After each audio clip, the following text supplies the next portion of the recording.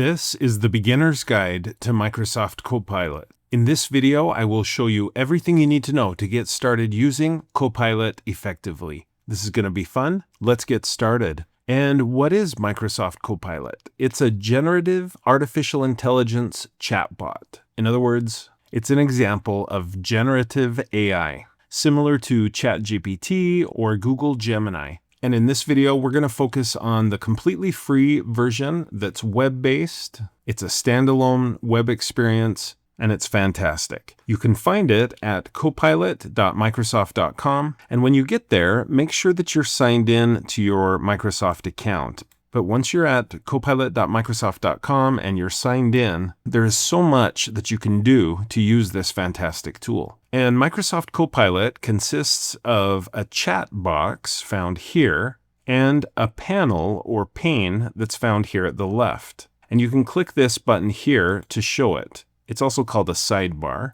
And this is where you can go to do a number of things that we'll look at later. It's also where you can go to start a new chat. So after I do this chat, if I want to start a brand new, fresh chat, I can do so here. All right, let's look at the first major thing that we can do with Microsoft Copilot. And that is we can summarize and analyze web content. For example, there's an article that I want to study, and it's on cell phones in the classroom, the pros, the cons, etc. So I'm going to type in the following prompt, summarize the key takeaways and main arguments of this article into 5 bullet points suitable for a briefing.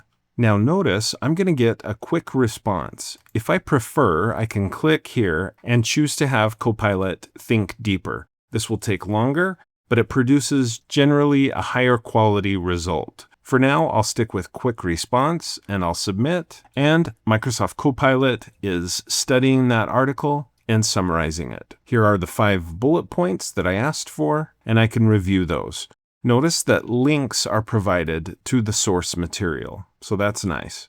So that's an example of Copilot's ability to summarize. It's very helpful. Next, let's look at how it does with deep research and comparison in this case. So I'm going to go here to the panel at the left, and I'll start a new chat so that it's unrelated to the previous content. I don't want the previous questions to interfere with this new line of questioning, so that's why I started a new chat. But this time I want to compare features and pricing of 3 project management tools. They're listed here, and I'm asking for it in a concise table. I'll submit, and Copilot is producing what I've asked for. It even gives me a follow-up question at the bottom in case I want to learn more about Asana or Trello, etc. So what else can Copilot do? Well, it can actually create content for you and give you drafts of things that you need to create. Let's say I'm a history teacher and I'm going to be teaching a lesson on World War II. I'm going to go here to the upper left, click on Start New Chat, and I'm going to tell Copilot that I'm creating a lesson plan on World War II and I want 10 multiple choice questions, a little quiz on the topic. I submit that, and Copilot is creating this quiz for me. And look, this isn't just a list of quiz questions, it's actually an interactive quiz. So I can select an answer, go to the next, select an answer, and when I'm done answering all the questions, Copilot even grades the quiz. I got 30% right. Wow. At this point, I can actually review the explanations, see what the correct answer was,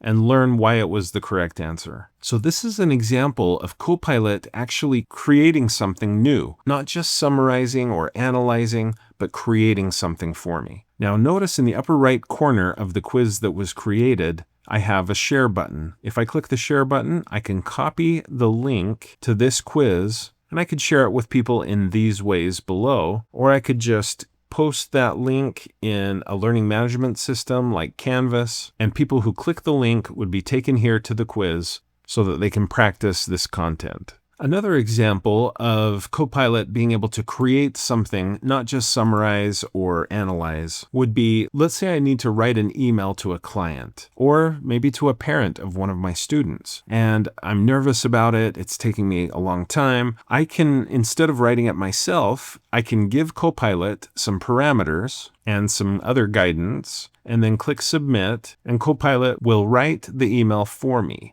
Now notice that there are some blanks that need to be filled in, but this is a really good start on an email that I can send. One of the best things about Copilot is in many cases, after it gives you the answer that you've asked for, you can go here where it says edit in a page. And when you click there, it takes you to the result that Copilot created, and now you can work. So I'm going to delete client's name, and I'm going to put in the person's actual name. Let's say I don't like the word unforeseen. I could change it to difficult. And so in this way, I'm not just turning over the task of communicating with the parents of my students or with the client. I'm not turning that completely over to the AI. My Copilot AI helps me get started, but then I can use this Pages feature to edit it and refine it and make the email just the way I want it to be. And I could have done that with the quiz as well. So look for that edit button that you'll usually find at the bottom of the results. Now that I've entered a few prompts in Copilot, notice that I have now a history of my recent conversations. So this is found here in the panel at the left in the sidebar, and you can close that sidebar anytime you need to. You can open it again. But if I want to jump back to any of these prompts or projects that I've worked on with Copilot, I can just click on them here and they come back up. There's the link to the page that I created, and I can click there to jump back into the page. If I want to get rid of any of these conversations, I can just click the three dots and choose to delete it. And after clicking delete again, it's gone. Okay, what else can Copilot do? In addition to summarizing and analyzing and creating, what else is there? Well, there's another special kind of creation that you can do in Copilot, and that's image creation. If I go here to the left, in the sidebar, I can click on Imagine, and I can browse through these different types of images to get inspired about what I might want to create. Let's say I like the look of this particular image. I can click on it and describe changes to the image. In this case, I'm going to just try to go a whole different direction. Let's just try this. So I enter the description. Copilot wants some additional information. Who is this for? Fans of fantasy literature, fantasy style, posing heroically. All right, let's see what Copilot does with this. And notice that Copilot is giving me two options to pursue, and it wants to know which one I like better. And generating these images can take some time, so we need to be patient. But when it's done, Copilot gives me two images to compare. I like this one the best. And now this image can be downloaded to my computer, and I can now open it up independent of Copilot. This is just a PNG image like any other, and I can put it into a presentation or a document, post it on a blog or website, whatever I want to do. In addition to downloading it, I can click to share the image. So this is a great way to not only use Copilot to create text-based results like these, but to also create images. Now, underneath Imagine, we also have something called Library, and Library is where my work is being stored. So here are the two images that were created for me. If I click on Pages, here is the email page that I created where I was editing the results that Copilot had given me in creating an email. So I can jump back into that at any time. There's also some research reports here. And if I generate research reports, they'll be findable here. And there's even an option for podcasts. Let's check that out now. When you go to podcasts, you can click Create Podcast. And what should my podcast be about? How about my YouTube channel? And Microsoft Copilot is now generating a podcast episode with AI speakers, and they'll have a conversation about my YouTube channel. And the episode is done, it's ready, and I can click Listen to hear it. Let's see how this turned out. Welcome to Copilot Podcasts. Did you know that 65% of people are visual learners? Yet somehow, we're still stuck in a world of textbooks and worksheets. That's exactly why YouTube has become such a game changer in education. It's not just about watching videos, it's about transforming how we teach and learn. Today, we're diving deep into how YouTube is revolutionizing education, specifically through channels like Technology for Teachers and Students. So I'll stop it there, but that sounds pretty good, pretty promising.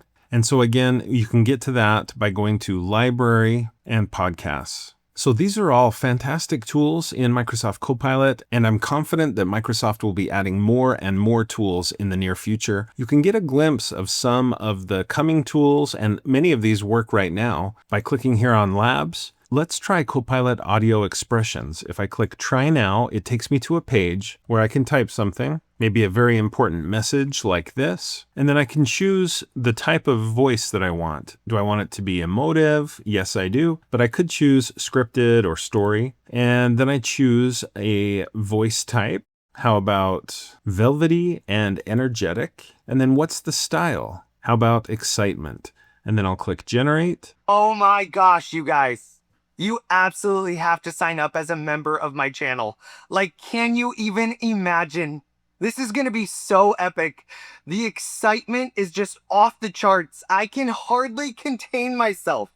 Seriously, don't miss out on this incredible opportunity. It's gonna be beyond fantastic. I'm literally buzzing with anticipation. Sign up now. You won't regret it. Okay, wow, that was perfect. Now that Copilot has generated that ringing endorsement of my YouTube channel, I can just click this button to download it to my computer as an MP3 file, and I can use it however I want to. So that's an example of what you'll find in the Labs section of Copilot. They also have things like this Copilot 3D feature that you can try. You can upload an image, for example, this apple, and then click Create, and it will try to turn that 2D image into a 3D image. And within just a few seconds, it's done. And I can open it up and even click and drag to rotate the image. So this has gone from a two-dimensional image to a 3D image. And I can share it or download it to my computer. So the Microsoft Copilot Labs really are some of the most exciting artificial intelligence tools that are available. If there's a lot of interest in this video, I would be happy to create a follow-up video delving into all of the Copilot Labs that are currently available. In addition to what I've shared, notice that there is a Discover section here toward the top of the sidebar. And this is where you'll discover kind of what's going on in the world, the day, the temperature, some headlines, and things like that. So that can be a little helpful as well. So I hope you can see some of the great, powerful things that you can do with Microsoft Copilot. And I hope you found this video to be helpful. If you did, please like, follow, and subscribe. And when you do, click the bell and you'll be notified when I post another video. If you'd like to support my channel, the best way to do that is to become a channel member, but you could also click the thanks button below the video. You could support me through my Patreon account or by buying channel merch, and you'll see information about those options in the description below the video.